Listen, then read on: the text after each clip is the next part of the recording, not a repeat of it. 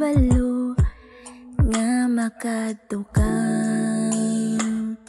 sa kabuhi ko nga puro lang gitbaldang.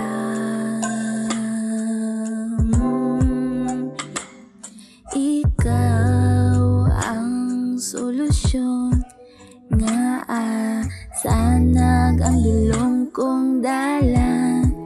Ikaw lang gid ang nakilala, ang tao hindi peke. Pakup ako si mo kabainte kag iba ka, di ko sa mong kamo kaglarong kogi nga makusog sa kun lang